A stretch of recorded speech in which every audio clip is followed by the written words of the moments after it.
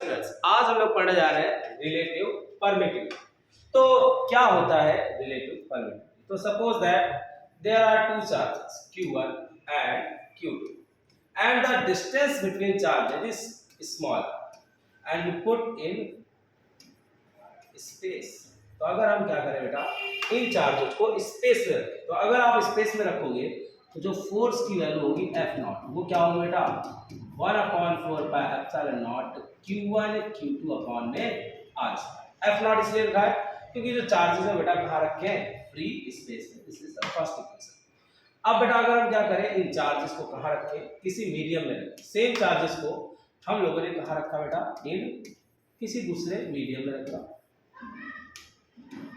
ठीक है, तो अब हमने चार्जेस को कहाँ रखा, मीडियम। तो क्या आया बेटा Fm क्या आएगा 1/4 pi epsilon Q1 Q2 upon R square. ये हो जाएगा बेटा क्या, सेकेंड इक्वेशन। तो यहाँ पर ये जो एप्सिलॉन नॉट है बेटा वो क्या बता रहा है, परमिटिविटी ऑफ फ्री स्पेस। और ये जो बेटा एप्सिलॉन है वो बता रहा है परमिटिविटी ऑफ मीडियम। तो एक इक्वेशन कब रखा बेटा हम लोगों ने बनाया, सब आपका चार्जेस को रखा स्पेस में।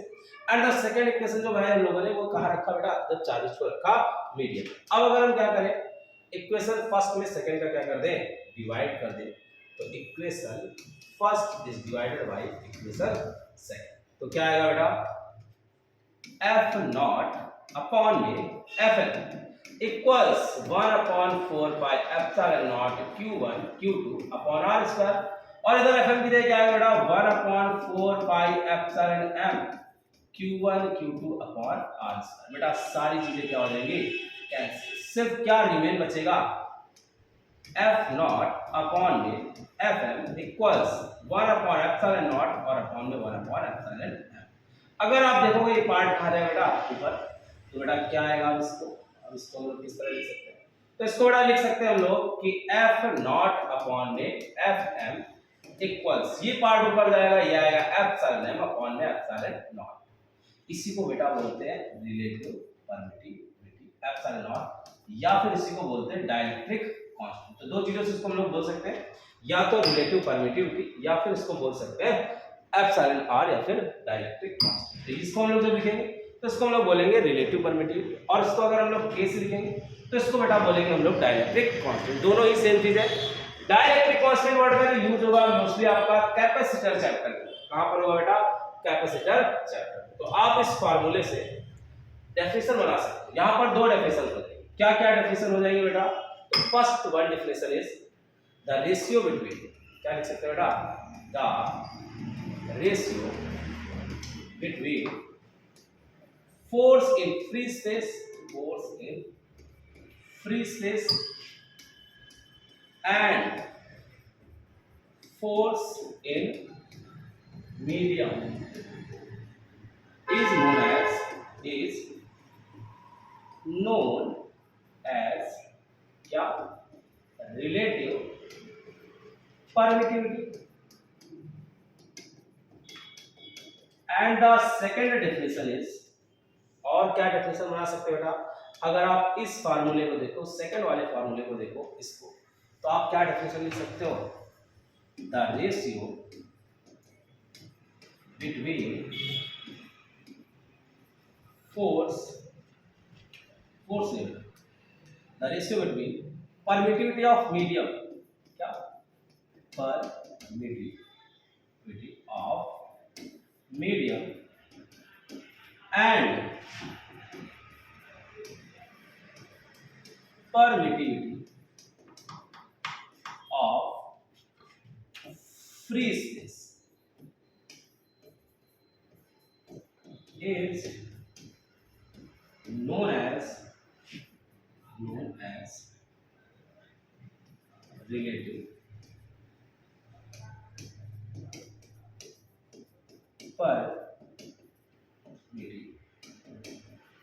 परमिटिविटी।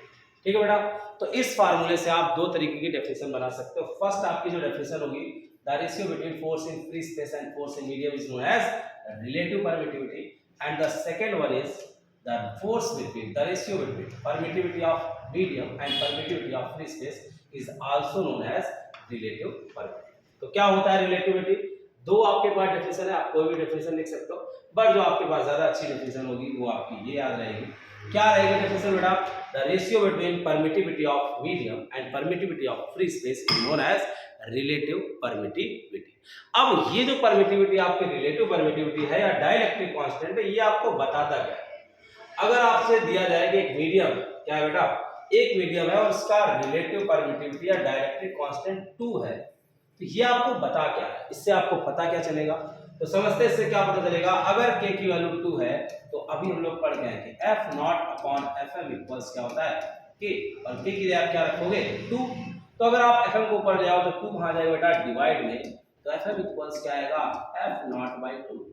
तो इसका मतलब जो मीडियम में जो फोर्स है, क्या बेटा, मीडियम में जो लगने वाला फोर्स है वो आपका हाफ हो जाएगा जो फोर्स कहां पे लग रहा था?